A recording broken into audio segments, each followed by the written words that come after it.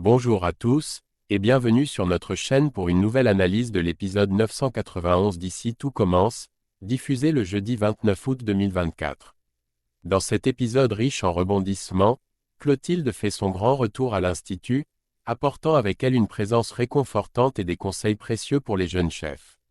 Pendant ce temps, Rose se bat pour sauver le destin d'Enzo, tandis qu'Inès, la petite sœur de Lionel, s'invite au stage d'été, créant quelques remous inattendus. On vous dévoile tous les détails croustillants de cet épisode à ne pas manquer. Abonnez-vous et activez la cloche pour ne rien rater de nos prochaines vidéos. Clotilde est de retour à l'Institut, apportant avec elle une présence familière et peut-être des conseils avisés pour les jeunes chefs en formation. Pendant ce temps, la situation d'Enzo continue de susciter des discussions.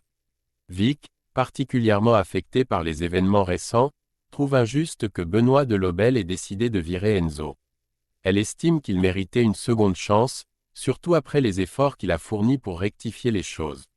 Enzo, de son côté, reçoit une proposition alléchante pour un poste à Annecy, une opportunité qui pourrait relancer sa carrière. Cependant, malgré l'attrait de ce nouveau départ, il envisage de refuser l'offre. Sa priorité reste de trouver quelque chose de plus proche de Vic, montrant ainsi son attachement à leur relation et son désir de rester près d'elle.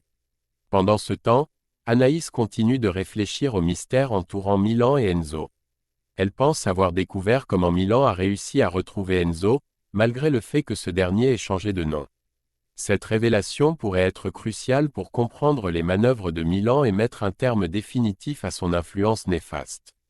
L'enquête d'Anaïs pourrait bien être la clé pour démêler les dernières zones d'ombre et permettre à Enzo de tourner définitivement la page. Anaïs, après avoir réfléchi aux indices, arrive à la conclusion que Milan et Louis se connaissaient bien avant l'Institut et qu'ils étaient ensemble en prison. Lorsqu'elle confronte Milan à ce sujet, il admet que c'est vrai. Milan reconnaît qu'il doit beaucoup à Louis, notamment pour ce qu'il a appris en cuisine durant leur temps en détention. Cette révélation lie les deux personnages d'une manière inattendue, ajoutant une nouvelle dimension à l'histoire de Milan et expliquant comment il a pu retrouver Enzo malgré le changement de nom. Pendant ce temps, un nouveau personnage fait son entrée à l'Institut, Sabri, un sportif de haut niveau. Claire partage avec Clotilde la nouvelle que le filleul d'Olivia, Sabri, a décidé de passer le concours d'entrée à l'Institut. Cependant, lorsqu'elles le rencontrent, elles sont surprises de voir que Sabri a une main dans le plâtre, ce qui semble incongru pour un sportif de haut niveau. Claire, qui avait mal compris la nature du sport pratiqué par Sabri, découvre alors avec amusement que Sabri n'est pas un athlète traditionnel, mais un compétiteur de e-sport, spécialisé dans les jeux vidéo. Cette confusion crée un moment léger et amusant, tout en présentant Sabri comme un candidat inattendu mais déterminé, apportant une touche de modernité et de diversité à l'Institut. Anaïs, après avoir pris le temps de réfléchir, confronte Milan et lui dit clairement qu'elle ne peut plus lui faire confiance. La trahison et les mensonges ont trop érodé la base de leur relation. Milan, visiblement affecté, s'excuse sincèrement, mais Anaïs reste ferme dans sa décision. Elle lui annonce que c'est définitivement terminé entre eux, marquant ainsi la fin de leur relation. De son côté, Enzo décide de remercier Rose pour son soutien durant cette période difficile. Il vient la voir et lui exprime sa gratitude, promettant de rester en contact et de lui donner des nouvelles de sa situation future. Rose, touchée par ces paroles, semble encore plus déterminée à l'aider. Clotilde, observant la situation, conseille à Rose de ne pas abandonner et de continuer à insister auprès de Benoît Delobel pour qu'il reconsidère sa décision concernant Enzo. Elle croit que Delobel, étant un homme d'action plus que de discours, pourrait être convaincu par des arguments pragmatiques et concrets plutôt que par de longs plaidoyers. Clotilde pense qu'avec la bonne approche, Rose pourrait réussir à persuader Delobel de donner à Enzo une nouvelle chance au sein de l'Institut. Malgré les récents événements, cette situation montre l'engagement des différents personnages à soutenir Enzo, tout en soulignant la complexité des relations professionnelles et personnelles au sein de l'Institut. Sabri, dans un moment de vulnérabilité, annonce à Olivia qu'il ne retrouvera jamais l'usage complet de sa main. Cette nouvelle explique pourquoi il a dû arrêter la compétition dans le e-sport, une carrière qu'il adorait. La révélation de Sabri est lourde de conséquences, car elle met en lumière les défis auxquels il est confronté et les raisons pour lesquelles il a décidé de se tourner vers la cuisine, cherchant peut-être une nouvelle passion à poursuivre. Pendant ce temps, Sohan, après avoir été placé en garde à vue pour son implication dans l'agression de Jude, est finalement libéré. Cependant, il doit encore faire face à une audience judiciaire dans quelques jours. Cette perspective inquiète énormément Jude, qui reste stressé à l'idée de revoir son agresseur et de revivre les événements lors de l'audience. De son côté, Enzo, ayant accepté son sort, avait déjà accepté un poste de second dans une pizzeria locale, un travail bien en dessous de ses compétences et de ses aspirations. Mais alors qu'il se trouve au Marais Salants, Rose le rejoint avec une lueur d'espoir. Elle lui dit qu'il pourrait encore y avoir une chance de sauver sa place à l'Institut. Sa détermination à aider Enzo montre qu'elle n'a pas abandonné et qu'elle est prête à tout tenter pour lui offrir une seconde chance. Cette nouvelle opportunité pourrait être cruciale pour Enzo, lui permettant de retrouver sa place à l'Institut et de prouver qu'il mérite de continuer à évoluer dans un environnement culinaire de haut niveau. Pendant ce temps, à l'Institut, Lionel croise Zoé et Matteo dans le couloir et ne manque pas de leur rappeler l'importance du concours à venir, leur mettant une certaine pression pour qu'ils se concentrent pleinement. Au même moment, Zoé reçoit un appel de sa petite sœur, Inès. Cependant, Lionel, déterminé à ne pas laisser Zoé se déconcentrer, lui demande de ne pas répondre et prend lui-même le téléphone.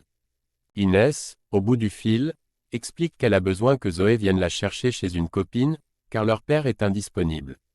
Lionel, toutefois, lui suggère de venir à pied à l'Institut. Inès arrive donc à l'Institut et rejoint le stage d'été. Lionel, cherchant à l'occuper, lui demande d'observer les différents binômes en action. Elle commence par observer Thelma et Gary. Elle remarque rapidement que Thelma semble se limiter aux tâches plus faciles, ce qui la vexe un peu. Thelma, voulant prouver sa compétence, insiste pour préparer la sauce, mais Gary, pour une raison inconnue, refuse de lui laisser cette responsabilité. Ensuite, Inès observe Zoé et Matteo en plein travail. Elle fait un commentaire qui ne passe pas inaperçu, insinuant que Lionel a peut-être aidé sa sœur à choisir les ingrédients pour leur préparation. Cette remarque pique la curiosité et peut-être même la fierté de Zoé, ajoutant une touche de tension à l'exercice.